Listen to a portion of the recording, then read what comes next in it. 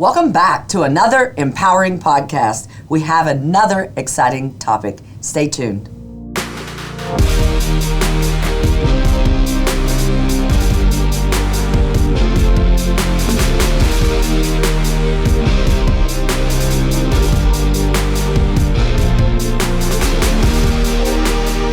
Today, I'm so excited to have Angie Rodriguez as we talk about electrification and focusing on electrification of vehicles. Angie, welcome to the podcast. Thank you for having me, Kelly. Now, who is Angie? Who is Angie Rodriguez? I've been dying to have you on here, but our viewers don't know much about you. Tell our viewers a little bit about you. My name is Angie Rodriguez, and I represent our Emerging Technologies and Innovations team here at Paso Electric.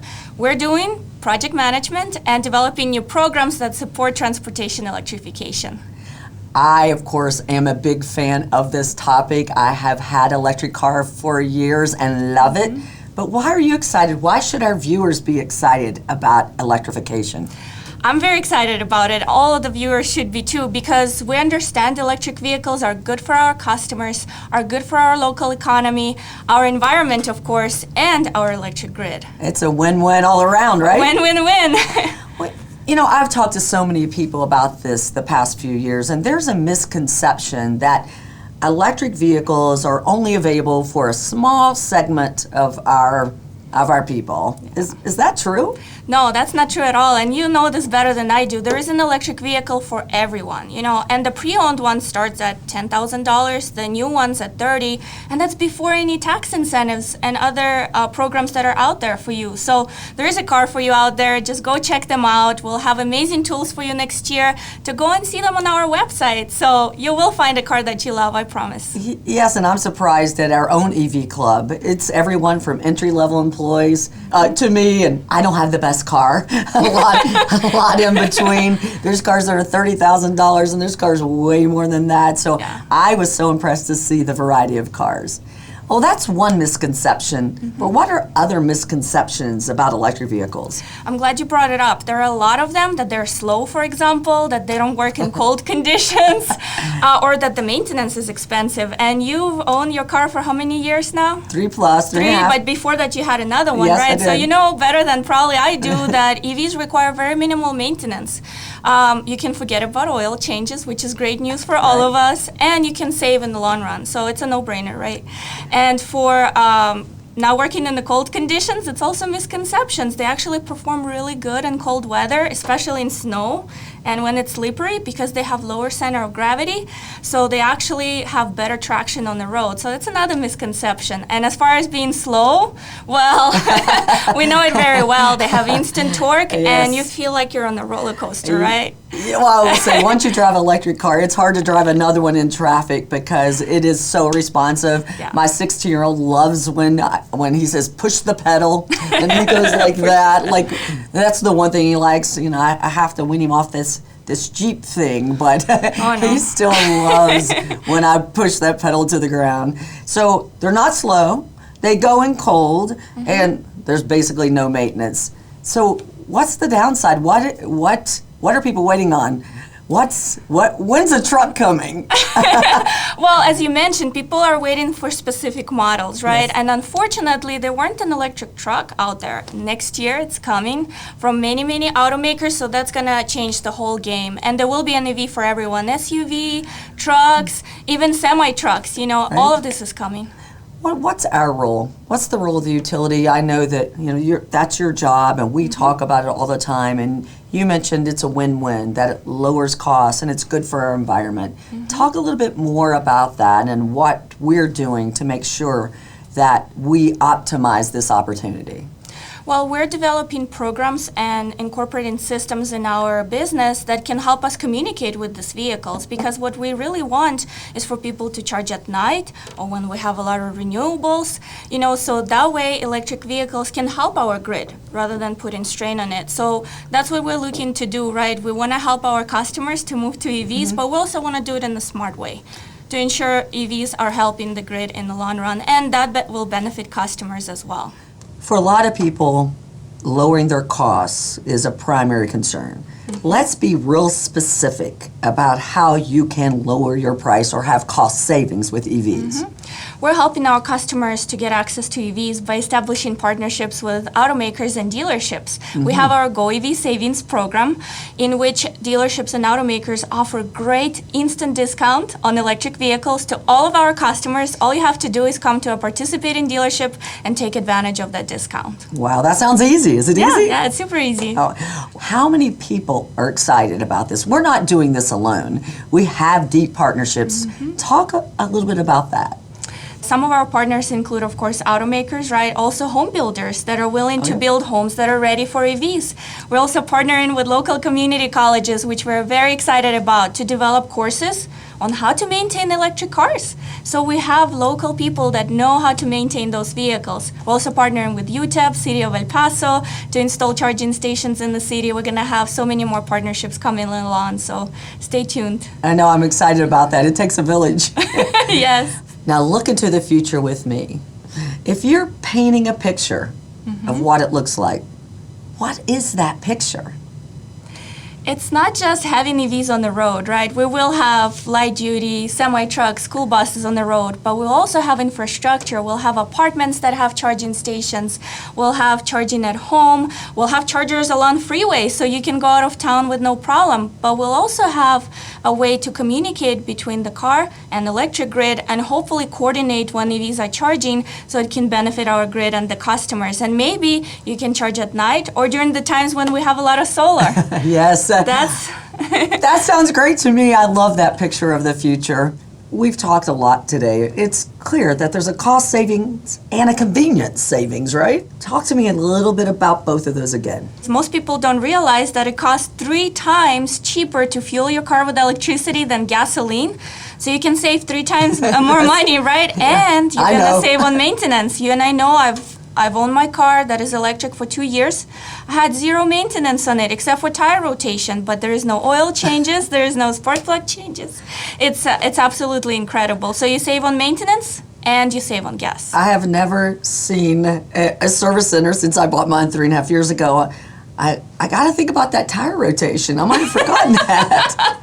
I might have forgotten that one, but and I really, for me, it's 10,000, whatever, you take the car in. For me, the time is money, and I've really appreciated not having that close of a relationship with my retailer. So I've really enjoyed that. I think as much as I've enjoyed the cost savings, it's just the convenience of not going in and the cost of not going in. What's going on nationally? What is really promoting this new wave of electrification? I'm glad you brought it up because nationwide there are 2 things happening. The policy is being developed on EVs and also the market is developing, right? So on the policy side, as you have seen within last few weeks, there was an executive order basically setting a goal for the US to produce 50% of EVs or sell 50% of electric cars by 2030. That's less than 10 years from now, right? There's infrastructure bill coming up. And on the market side, a lot of automakers will be offering new models. And the prices of batteries are coming down, which will make EVs even more affordable for everyone. So utilities across the United States are working with providers to create these electric corridors where there's charging available everywhere, and that's really key. Talk to me a little bit about charging, because there is another misconception that it's difficult to charge. Where can I charge? Do I need a special thing to charge? And how far will I get? So this real, what they call it, range of fear, right? That I'm going to run out of charge. So talk a little bit about charging, the charging infrastructure, and how we charge vehicles. Yeah, well, most people don't know this, but after this podcast, they will, hopefully, that 80% of people charge at home. It's very convenient, including me. And me. And so you only charge when you go out of town, or maybe you have a charger at your workplace. So it takes changing our mentality, because right now we're used to going somewhere and we break our routine to go and refuel. In the future, you will not have to. You just refuel at your home, your work, and you don't even have to think about it. It's so convenient. And people have been really smart. I know I have a charger at my gym. They're always full. And a charger, of course, the airport. But I notice where they put chargers are with where restaurants are, or shopping markets. So it takes my car 30 minutes or so to get a full charge. So that works very conveniently for me. So I think they're being really smart in creating charging infrastructure. I know that we've been talking to a number of different manufacturers who want to bring charging infrastructure here, and we have some exciting plans for helping that along. Can you tell us just a sneak preview of how EPE is going to help that charging infrastructure get developed? Yes, we're very excited about working with City of El Paso, UTEP, our local parking lot owners, to bring more charging infrastructure in our region. And so stay tuned. There will be some chargers coming in soon, hopefully this year, if everything goes by the plan. So if you cannot charge at home, there will be infrastructure for you to do it in our city. So we've covered a little bit about the environmental impact. That's really part of our vision. We've been recently proud to announce our 80% carbon goal by 2035 and pursuing 100% carbon free. And while this isn't our system, it really helps the philosophy of bringing cleaner environment to our region. One of the things I do want you to elaborate a little bit on, because I know it's on people's minds, is the cost factor. Now, how do we say to people it's cheaper to own an electric vehicle? How do we calculate that? I'm glad you brought it up, because a lot of people don't realize it, that you have to look at the total cost of owning a car, right, over 3-5 years, whatever you prefer. And we're going to have some exciting tools on our website next year that will help you evaluate what's your total cost of owning electric car versus gasoline car. And what you will find out that owning an electric will probably be cheaper than gasoline, simply because you're going to save on fuel and you're going to save on maintenance. And if you take advantage of discounts that we offer together with our automaker partners and take advantage of federal tax credit, you will definitely find out that EVs are much cheaper to own than gasoline. Well, one thing I know we're really excited about is we're going to be able to offer price differentials for when you use electric differently, and it'll be a lot easier when we get our automated meter we talked about last week. So that will allow us to give great prices when it's cheap for us to generate electricity. In the meantime, we do have another meter that I know I'm getting soon. Tell me a little bit about that EV meter. We offer a very special rate just for EV charging. You do need to install a second meter. So if you're interested in doing that, let us know, call us, or send us an email. We'll help you out. But once you have that second meter, it will be dedicated to your EV, and you'll get a very, very attractive rate for charging at night or off-peak. Yes.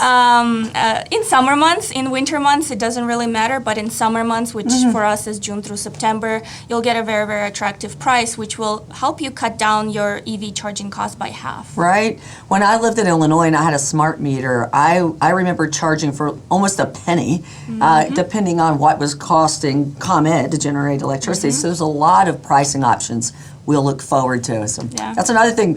Before we go to the commercial industrial, because that's going to be the real power behind this for our region, there's also a sense of community, I think, in the EV community. I know that you and I are part of that. We feel that. And are there ways to get involved? I know we have our own EV club, but there's an EV community, right? Yes, we developed EV community, which is open to all of you, our listeners. You don't have to own an EV yet. You can just go on our website, sign up. It's completely free, and you'll get very useful information from us on charging infrastructure, incentives that are out there, and events, because we're organizing a lot of test drive events. And if you want to have experience with electric cars, sign up for this EV community, and we'll notify you when the next event is coming. I was excited when I was at a local meeting recently. Everyone came out and looked in my car. They couldn't get the idea that when I opened the hood, there's nothing there. They're like, what's there? I said, a blanket from my yoga blanket. But that was it. So it's really exciting, and a lot of people. I drove my car at one of our events, so I'm looking forward to that. So stay tuned. A lot of fun, our EV events. Now, I don't want to say the real power, but the game changer is commercial industrial vehicles. I know we're doing a lot here. So first start with, what are we doing here at EPE with our own vehicles and our own plan for electrification?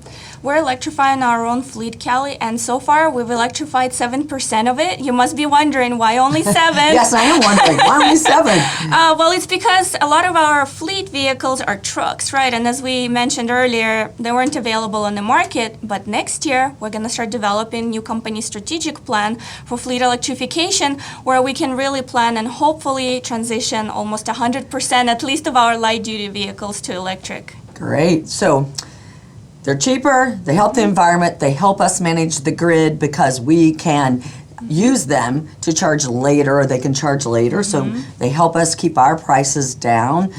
Is there any downside we need to know about? No, there's really no downside. The downside is that a lot of people still don't understand electric vehicles and their benefits, so that's why we're here today, and we hope everybody listens to this podcast.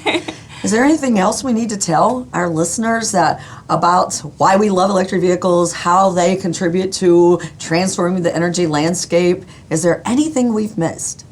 Well, I think all of us can contribute to bettering our environment, lowering our prices, if we look at the new technology and see how it can benefit our community. As we mentioned earlier, it benefits local economy, it benefits you.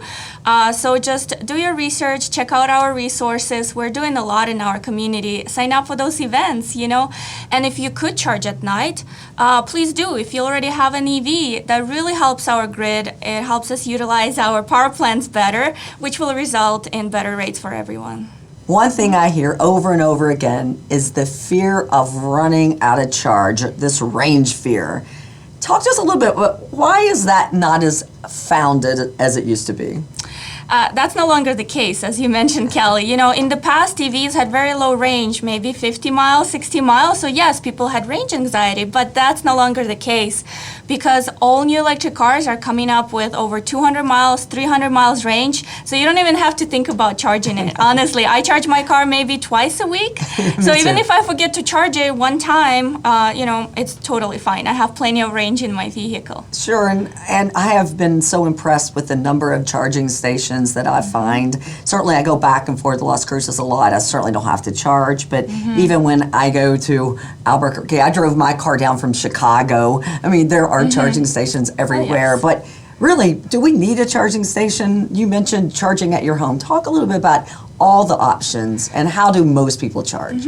There are 3 different options to charge. There are 2 options to charge at home, which is basically get in the car. It comes with a charge cord, similar to your experience with a cell phone, right? When you buy a cell phone, it comes with a charge cord. So you can just plug it in a regular outlet without doing any upgrades and spending any more money. The second way to charge at home is to upgrade your outlet to 240 volt outlet, which is similar to what you have for your dryer.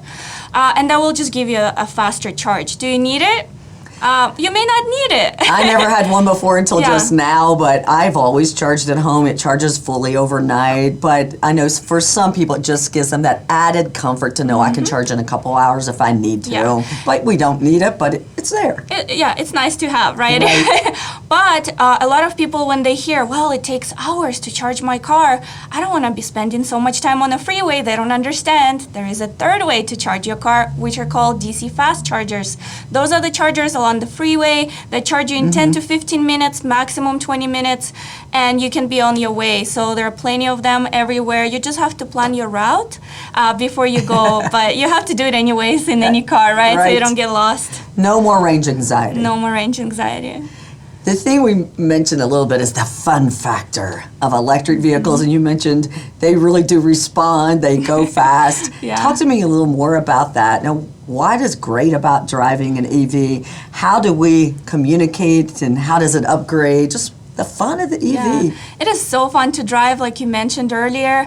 It has instant torque, so once you step on the pedal, it just goes. So I encourage all of our listeners to just test drive any electric car. It doesn't have to be a Tesla, any electric car out there, and I promise you, you'll be so impressed with performance, you will never go back to gas. And the car kind of grows by itself, right? I mean, when upgrades happen, they automatically come on. Talk a little bit about that, the whole computer system. It's really an iPad on wheels. It's an iPad on wheels, Kelly, and the best thing about it is that the car gets better over time. You get instant over-the-air updates that give you new features that you didn't have when you bought the car, and sometimes you don't even have to pay for them. They just upgrade your car. So it's like, wow, that's impressive. That's why they actually depreciate less, right? Because you get better and better features over time. Oh, and I've loved my car so much, and I've had it 3.5 years, and I'm always the type of person that probably that's as long as I keep my car. So I went in to trade it because I'm actually trading for a car almost exactly like it.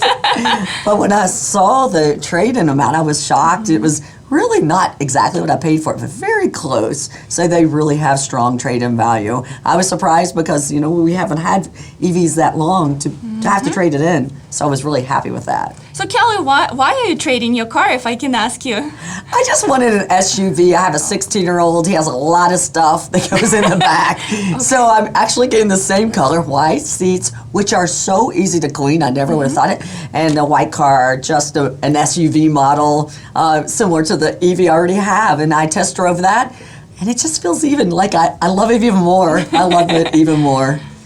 Last week we talked about smart meters, smart cities, smart homes. How does the EV fit into that vision for the future? Well, now the home builders are building smart homes that include EV charger there, or not charger, just an outlet. So when you buy a new home, it's ready for you to charge, and it's even easier than it is today. Yeah, I've seen that, and I've talked to some builders too. Everyone seems really excited about the ability to offer that option to people, so we're looking forward to that too. Angie, thank you for joining us today. I have so enjoyed your enthusiasm and your information. I've learned some things too. I hope you've enjoyed this electrifying session. Stay tuned for more information about how we can transform the energy landscape.